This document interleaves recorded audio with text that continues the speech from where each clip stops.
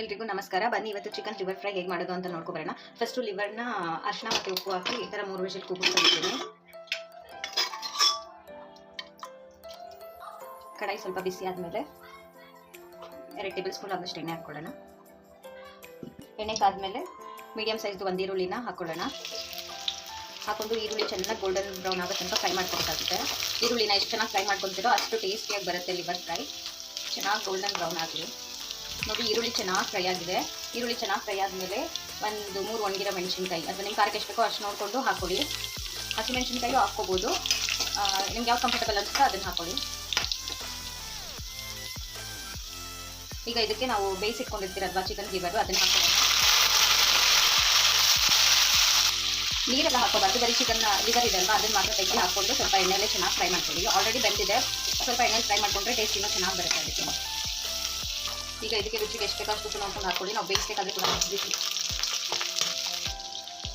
ನಂತರ ಇದಕ್ಕೆ 1 table spoon ಆದಷ್ಟು ಚಿಲ್ಲಿ ಪೌಡರ್ ಹಾಕ್ಕೊಳ್ಳೋಣ. ಚಿಕನ್ ಮಸಾಲ 1 ಟೇಬಲ್ ಸ್ಪೂನ್ ಆದಷ್ಟು ಹಾಕ್ಕೊಳ್ಳೋಣ. ಜೀರಾ ಪೌಡರ್ 1 ಟೀ ಸ್ಪೂನ್ ಅಷ್ಟು ಹಾಕ್ಕೊಳ್ಳೋಣ. ಒಂದೇ ಒಂದು ಚಿಕ್ಕ ಅರಿಶಿನ ಹಾಕೊಳ್ಳೋಣ, ಬಿಕಾಸ್ ಲಿವರ್ ಫ್ರೈ ಮಾಡ್ಬೇಕಾದ್ರೆ ಬೇಯಿಸಬೇಕಾದ್ರೆ ನಾವು ಆಲ್ರೆಡಿ ಅರಿಶಿನ ಎಲ್ಲ ಹಾಕ್ಕೊಂಡಿರ್ತೀವಿ.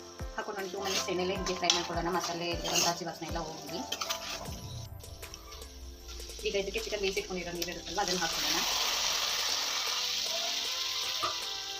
ಲಿಡ್ ಕ್ಲೋಸ್ ಮಾಡಿ ಒಂದು 2-3 ಮಿನಿಟ್ಸ್ ತನಕ ಇದನ್ನು ಬೇಯಿಸ್ಕೊಳ್ಳೋಣ ಚೆನ್ನಾಗಿ. ಇದು ನೀರೆಲ್ಲ ಫುಲ್ಲು ಡ್ರೈ ಆಗಬೇಕು. ಡ್ರೈ ಆದಮೇಲೆ ಅದು ಲಿವರ್ ಫ್ರೈ ಚೆನ್ನಾಗಿ ಅನಿಸೋದು.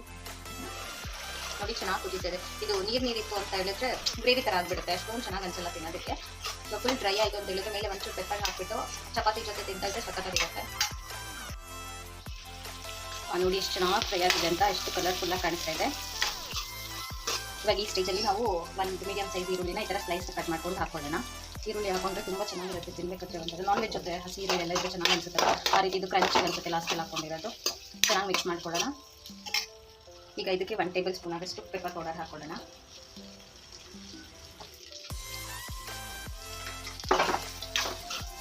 ನೋಡಿ ಎಷ್ಟು ಚೆನ್ನಾಗಿ ಕಾಣಿಸ್ತದಲ್ವ colour.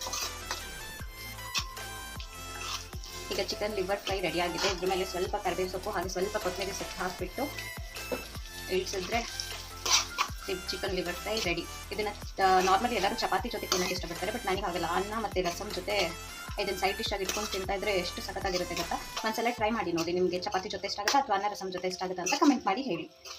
Thank you for watching.